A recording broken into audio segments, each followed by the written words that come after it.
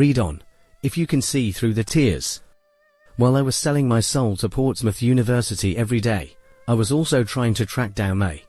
Luckily for me, I have a good memory for certain things, and I remembered the name of the university. She said she was coming back to England to study at Acme Roger Rabbit University of London. Didn't think I was going to tell, did you? I didn't have a clue which halls of residence she was living in or anything, so I called the university, explaining that I was trying to find this girl, blah blah. We knew each other in Japan, but I lost her address, blah blah blah. I can't get her address from any other source. I tried any conniving crap to get through, but despite my good acting skills and the pity I got from the uni secretary, it was all to no avail. They said they didn't have any records of her. In hindsight, I reckon the secretary just hadn't entered her name correctly into the database, so it didn't come up on the screen. Her real name isn't quite as easy as May. They told me they could give me the numbers for the halls, but I'd need an extension number for her room, which wouldn't be available to the general public.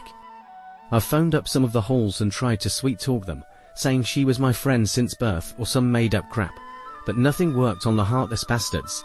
I was really screwed. She hadn't replied to my emails, or maybe I typed in the wrong address, and I didn't know how else to find her. I didn't have any options left. No one knew her. No one knew her in England. But then there was the husband, wasn't there? He'd have her address in London, since he was the one paying most of the bills, and I had his address. May had said that they were more like friends than a proper couple, and that he knew she'd been playing around ever since they first got married. I was still a little cautious. Shit, I wasn't just going to write to him saying, "Hey dude, guess what? I've been slamming your wife behind your back, and since I want to continue doing so, be a chap and forward her new address in London to me. Would you, good lad?" No, I had to be just a little more subtle than that, and just pray that she was telling the truth about the marriage being on the rocks, or I was going to come out of this whole situation an even bigger asshole than I already was.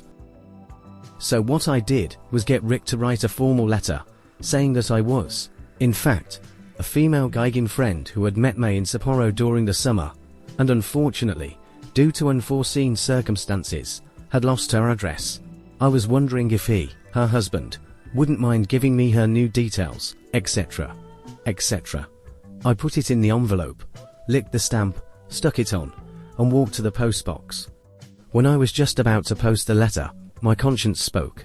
The little angel babe on my shoulder was saying, "Don't do it, Chris," the little angel said. "You said so yourself, she was too cruel. She's probably using you. Find real love, it's out there. Fulfillment, joy, harmony. Don't you post that letter."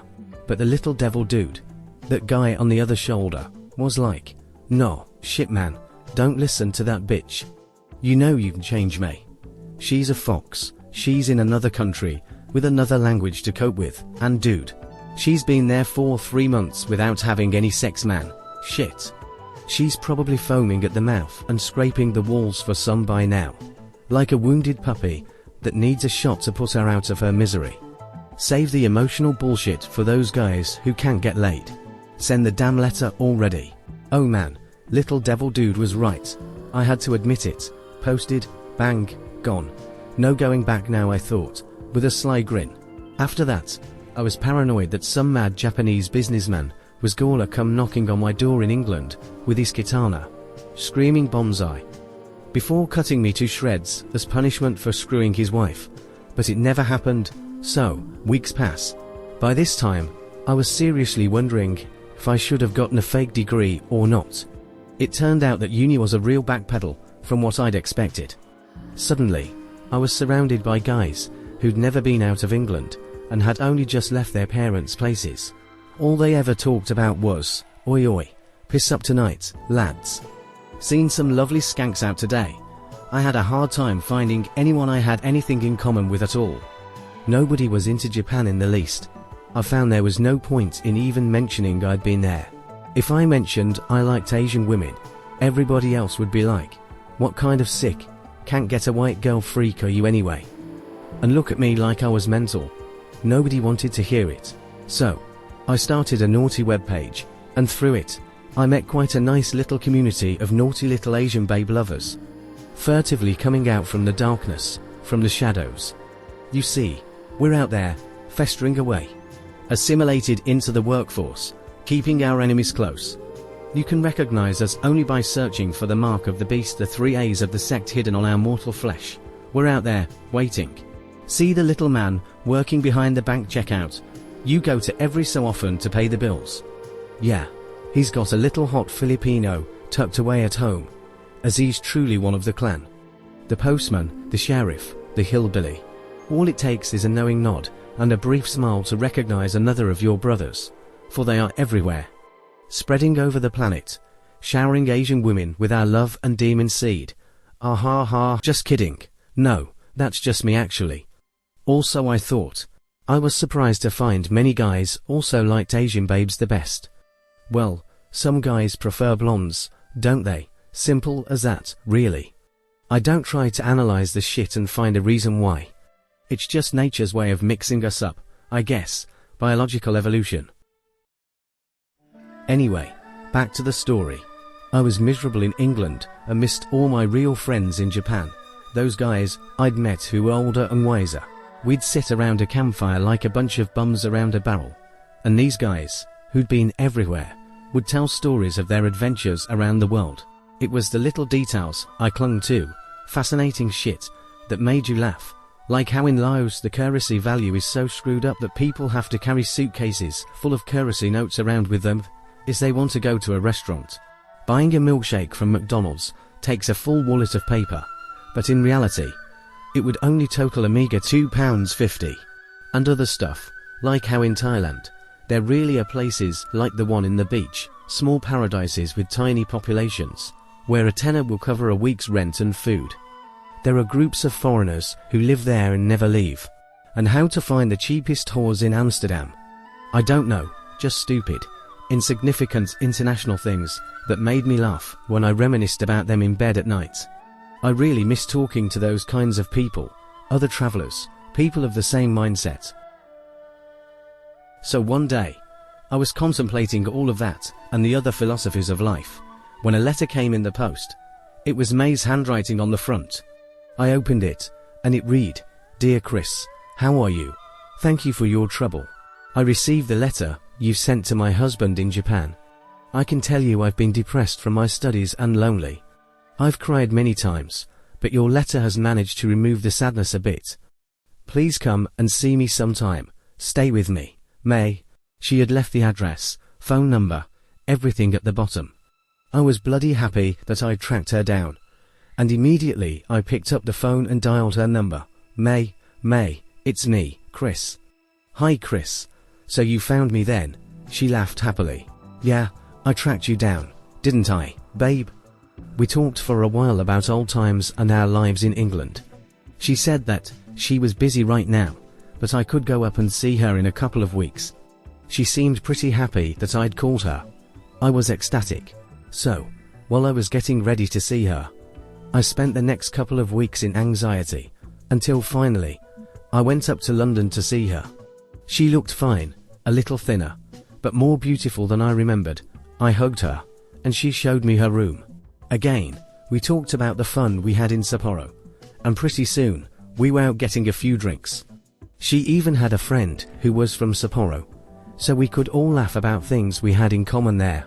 Oh yeah, it was all good. So, me and May were in her room getting loaded on some cheap wine from Sainsbury's. She was easy to talk to at first, but the more loaded she got, the more she kept going on about other guys. I didn't know if she was bullshitting me or not, but it truly seemed like the tables had turned. She'd been the one shagging around. In Japan, I guess I'd been the exotic, attractive one, but here in England, she was the novelty, not just for Asian Addicts Anonymous, but for any guy who could appreciate a beautiful woman. All she seemed to do was brag about how many guys she could get if she wanted to, and how she was getting chatted up left, right, and center. I guess it was revenge for me being so popular in Japan. I mean, I hadn't bragged about that fact at all. I didn't like talking to girls about other girls, because it's just not my thing, man. Despite that, May and I had actually bumped into a couple of my exes walking around Sapporo, and it was pretty obvious to May that I'd been with those girls, judging by their reaction to seeing me. At the time, I didn't think she'd been jealous, stupidly, but I guess she had been, and now she was trying to piss me off. I was thinking in my head, still playing the same game, "Hey, May, don't try and pull this envy crap on me. You might think you're God's gift to men, but I can spot a few wrinkles, and that hair's getting just a wee bit wiry." Of course, I had to keep that to myself or else face being evicted from her place that night. And London isn't the safest place in the world to be wandering the streets at 2 AM. Unless you enjoy being buggered by tramps, that is. Besides, I figured it might have been the booze talking on her part. As I looked at her, while she continued bragging, all I saw was a woman who, deep down, was really an insecure little girl. The big difference between her and me was that, while I was a playboy and a piece of shit in Japan, I was cool with it and realized that making others jealous would have been pointless and childish. I didn't want to be some parasite, feeding off the money and compliments of the opposite sex. I had dreams. God knows what May wanted to do with her life. Just like in Good Will Hunting, she would act secure, confident, and adult until you asked her that one simple question. What do you want to be? Because she just didn't have a clue. I suspected university was for her just a hunting ground, for Dick to take care of her for the rest of her life. May eventually mellowed out. She asked if I'd been with any girls since I came back to England. I lied and said I hadn't. Then she said, as before, "So, you've only come up to London to screw me then?" I sighed. Yeah, absence definitely makes you only remember the positive things about a person. Ain't that a fact? Anyway, I avoided the question, and we still got on well. As the night went on, and the wine bottle became empty, we ended up naked on the bed and, a gentleman never tells. But since I'm not one, yeah, I shagged her. Shagged her rotten. To be continued.